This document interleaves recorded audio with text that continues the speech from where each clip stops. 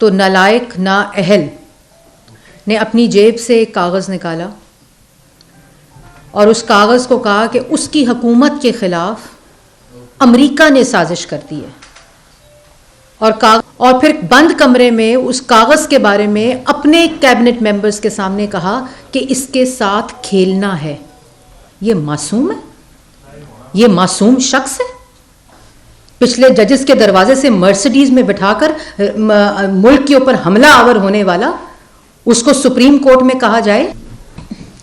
आप सबका बहुत शुक्रिया कि आप लोग यहाँ तशरीफ़ लाए।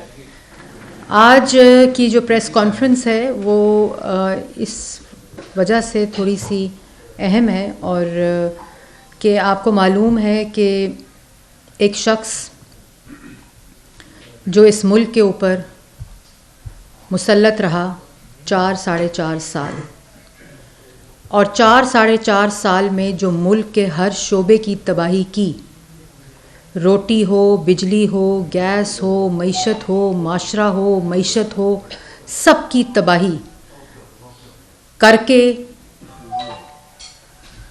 4 साढ़े 4 साल मुल्क पे मुसल्लत रह के, और जिस वक़्त उसके ख़िलाफ़ तहरीक अदम एतमाद की तहरीक आई नेशनल असम्बली के अंदर, तो नालायक नाअहल ने अपनी जेब से एक कागज़ निकाला और उस कागज़ को कहा कि उसकी हुकूमत के ख़िलाफ़ अमेरिका ने साजिश कर दी है, और कागज़ लहराया और कहा कि ये वो कागज़ है जिसको साइफ़र कहते हैं, और इस कागज़ को लहराकर उसने कहा कि अमेरिका ने मेरे ख़िलाफ़ साजिश कर दी है, मेरी हुकूमत के ख़िलाफ़ साजिश कर दी है।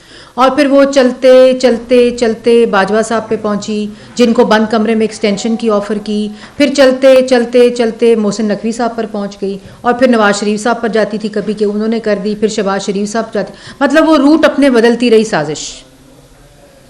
और फिर बंद कमरे में उस कागज़ के बारे में अपने कैबिनेट मेंबर्स के सामने कहा कि इसके साथ खेलना है, इसके साथ सियासत करनी है।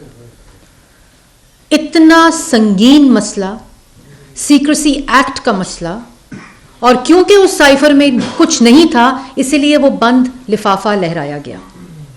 अगर उस साइफर में साजिश होती तो जो भांड था, जो लाडला था, जिसको 2018 में 3 दफ़ा के मुंतखब वज़ीर आज़म के वोट का RTS बिठाकर मुसल्लत किया गया था, उस वक़्त वज़ीर आज़म को अपनी कुर्सी से हटाकर उसको जेल में डाला गया 2018 के इलेक्शन में। उस 3 दफ़ा के मुंतखब वज़ीर आज़म को सिसिलियन माफिया गॉड फादर कहा गया। उस 3 दफ़ा के वज़ीर आज़म को अपने बेटे की कंपनी से तनख्वाह ना लेने के ऊपर फारग किया गया, और इस लाडले को RTS को बिठाना पड़ा। इसका मतलब है कि पाकिस्तान की अवाम नवाज शरीफ को वोट दे रही थी और फिर RTS को बिठाना पड़ा इसको वोट दिलवाने के लिए, वोट को चोरी करने के लिए, इलेक्शन को चोरी करने के लिए।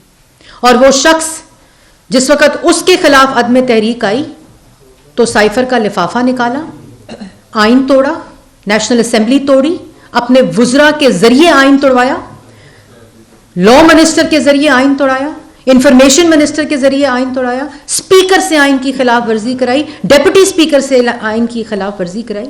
ये मासूम है, ये मासूम शख्स है जिसको मासूम कहा जा रहा है।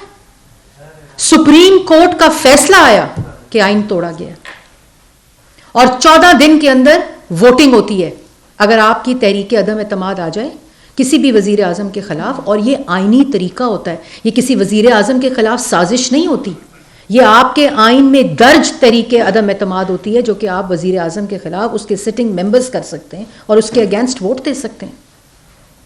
ये किसी किस्म की साजिश नहीं होती। और उसके बाद आप कागज़ लहराओ और मुल्क की पूरी खारजा पॉलिसी दाव पे लगा दो, सीक्रेसी एक्ट के पड़खच्चे। और अगर उसमें कुछ था, नेशनल सिक्योरिटी कमेटी की मीटिंग हुई 2, सारी क़यादत बैठी, सारी इंटेलिजेंस एजेंसीज बैठी, उन सब एक इसके दौर में हुई वज़ीर आज़म था, इसने वो कमेटी चेयर की, इस मासूम आदमी ने वो कमेटी चेयर की, क्योंकि अंदर कमरे में इस साइफर के साथ खेलने का हुक्म दे के आया था काबीना के मेंबर्स को, इसीलिए जो नेशनल सिक्योरिटी कमेटी की मीटिंग चेयर की तो कह देता ना, पढ़ के सुनाता आवाम को, पढ़ के सुनाता कि इस साइफर में ये लिखा है और ये मेरे हुकूमत के खिलाफ साजिश है। आप वजीर आजम थे, सारी आपके पास ताकत थी, उस कुर्सी की ताकत थी, उस मनसब की ताकत थी, रियासती ताकत थी, आप पढ़ के सुनाते हैं आवाम को कि जी ये मेरे खिलाफ साजिश हो गई है। ये मासूमियत है।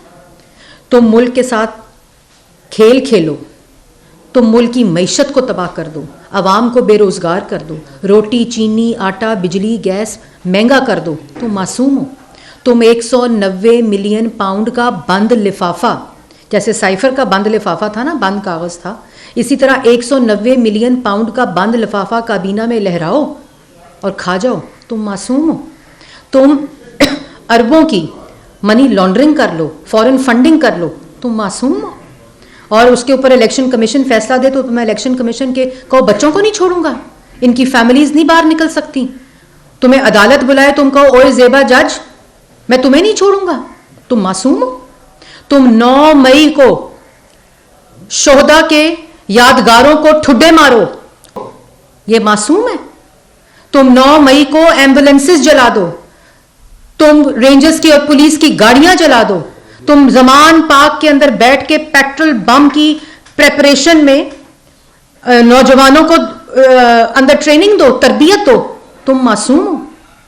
तुम अस्पताल जला दो, स्कूल जला दो, मस्जिद जला दो, तुम मासूम हो।